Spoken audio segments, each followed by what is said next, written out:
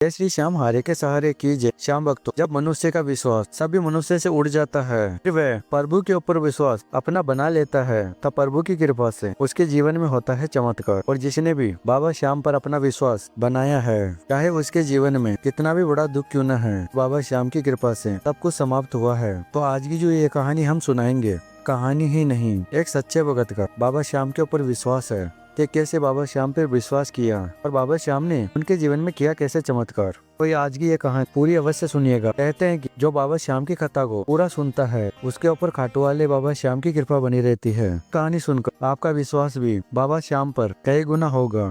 तो आप भी जान पाओगे कि जब बाबा श्याम पर हम अपना सब कुछ छोड़ देते हैं, तब बाबा श्याम की कृपा हमारे ऊपर अवश्य होती है। कहानी में आगे बढ़ने से पहले हमारा इस चैनल का बस एक ही उद्देश्य है, श्याम भक्तों तक हम बाबा श्याम की कथा इस चैनल के माध्यम से पहुँचाएं और बाबा श्याम से जुड़े हुए उपाय, अगर वे उपाय आप करते हो, तब आपकी मनोकामना कुछ ही दिनों में पूरी हो जाती है। इस चैनल से आप जुड़ जाइए बाबा श्याम के चैनल से। इसको सब्सक्राइब करके कमेंट सेक्शन में बाबा श्याम का जयकारा अवश्य लगाना, जय श्री श्याम। कि अगर हम किसी भी देवी या देवता का हम जयकारा लगाते हैं, उससे हमारे जो भी पाप कर्म होते हैं वह सब समाप्त होते हैं। आज की जो सत्य कहानी है वह राहुल की है, जो गुड़गांव में रहते हैं। मेरा पूरा परिवार है जो वह एमपी में रहते हैं और मैं गुड़गांव में रहता हूँ। लेकिन मैंने पढ़ाई तो अच्छे से की थी, लेकिन उस पढ़ाई का कुछ भी फायदा नहीं हो पा रहा था।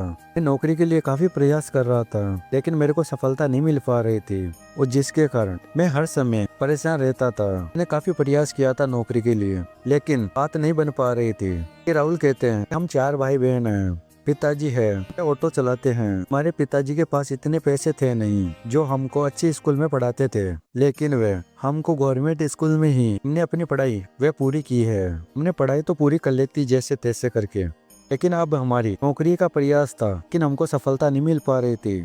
जब मैंने पढ़ाई कंप्लीट की थी, तब मेरे पिताजी बोलते थे कि बेटा अब तुम्हारी पढ़ाई तो कंप्लीट हो गई है, तुम नौकरी के लिए ही प्रयास करते रहोगे क्या? इससे अच्छा है कुछ और भी काम कर लो, बस नौकरी के पीछे ही भागते रहोगे क्या पता नौकरी आएगी या नहीं आएगी, तुम तो बस घर पर बैठे रहते हो, इधर उधर काम भी कर लो, इससे हमारे घर का खर्च थोड़ा अच्छे से चल पाएगा। ये राहुल कहते हैं मेरी स्थिति ये हो गई थी। अपने घर वाले की बातें सुन कर मैंने एक दिन फैसला किया कि मेरे को काम तो नहीं मिल पा रहा था कोई अच्छा, तो फिर मैंने एक दिन बेलदारी के काम में मैं चला गया था, और वहाँ से मेरे को जो भी पैसे मिलते थे 200-300 रुपए, मैं अपनी मम्मी को पैसा दे देता था। रोज धूप में मैं जाता था, काफी परेशान हो चुका था। मेरे सिर में से उंगलियां भी कट गई थी हाथ की, इतना मैं परेशान हो चुका था, लेकिन मैं क्या करूं, मेरी मजबूरी थी। मेरे पिताजी और माँ भगवान की पूजा करते थे। उनको बोलता था आप इतनी भगवान की पूजा करते हो, लेकिन आपके भगवान सुनते क्यों नहीं है? हमारे जीवन में तो इतनी गरीबी है। रोज में बस यही बात भगवान को बोलता था कि हे भगवान, मैंने ऐसा पिछले जन्म में पाप कर्म किया है, तो उसकी सजा मेरे को मिल रही है। मेरे जीवन का बस यही उद्देश्य है कि मैं गरीबी में बस जन्मा हूँ, और गरीबी में ही मेरे को एक दिन जाना पड़ेगा। मैं यही भगवान को बोलता था, शाम भगवान को यही शिकायत करता था। आगे राहुल कहते हैं किसी के भी पड़ोस में शादी होती थी, हमारे घर में तब बोलने के लिए आते थे, तब हम सोचते थे कि हम कैसे कपड़े पहन के जाए, क्योंकि हमारे पास में अच्छे कपड़े भी नहीं होते थे। मैंने बहुत गरीबी देखी है, घर में सबसे बड़ा हूँ, और मैं अपने छोटे भाई बहन को मैं यह सब देखता था, तब मेरे को बहुत बुरा लगता था।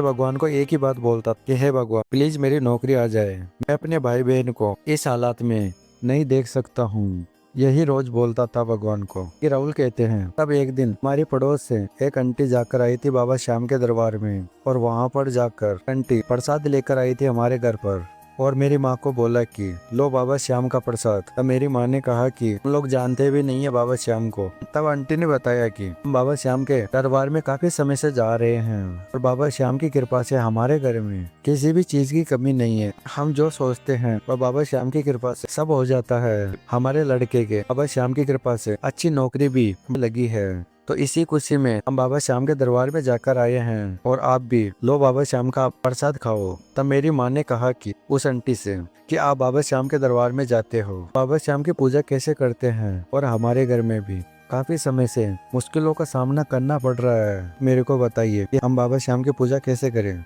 तब उस आंटी ने कहा कि आपको कुछ ही नहीं करना है, आपको बाबा श्याम की प्रतिमा लेकर आना है।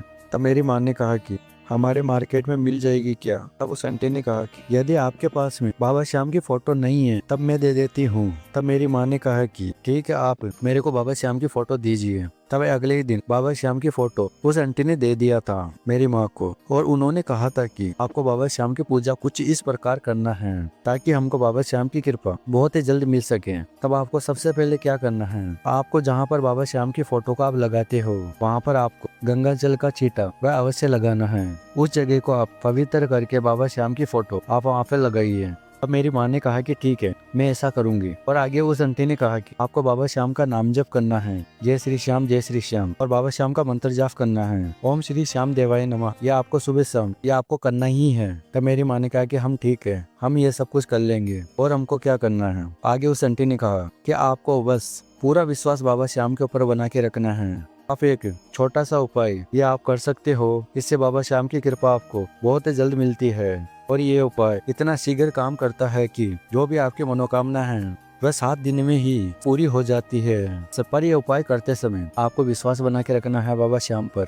फिर आपको ये उपाय करना है, फिर देखना है इस उपाय का चमत्कार। तब आपको क्या करना है, ये उपाय आपको कब करना है, उस आंटी ने बताया मेरी माँ को। मेरी माँ ने कहा कि चलो ठीक है, आप जैसा बोल रहे हो हम ये उपाय करते हैं। ये उपाय हम करेंगे तो सुबह के समय और शाम के समय एका दीपक जलाना है बाबा श्याम के सामने। बाबा श्याम के सामने सुबह का जो कच्चा दूध आता है गाय का, बाबा श्याम को अर्पण करना है। और यही उपाय करना है आपको ये उपाय बड़े भाव से करना है। जितना आपका सच्चा भाव रहेगा उतनी ही आपकी जल्दी मनोकामना पूरी होगी।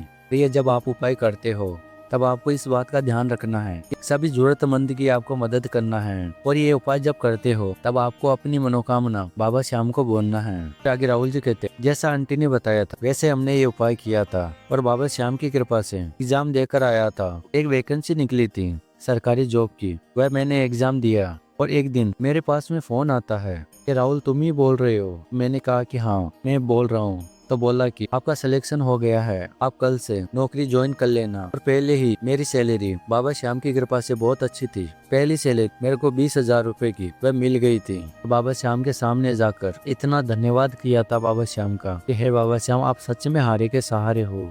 मैंने उम्मीद ही छोड़ दी थी कि मेरे नौकरी भी लगेगी क्या। जब कहते हैं कि जब इंसान उम्मीद छोड़ देता है जिस मनोकामना की पूरी होने की, लेकिन वह बाबा श्याम के शरण में चला जाता है और बाबा श्याम का ये उपाय करता है, तब बाबा श्याम की कृपा से उसकी हर एक मनोकामना पूरी होती है। राहुल कहते हैं ये उपाय सबके लिए कारगर होता है। उपाय करते समय हमारी सच्ची भक्ति, सच्ची आस्था ये अवश्य रखना है।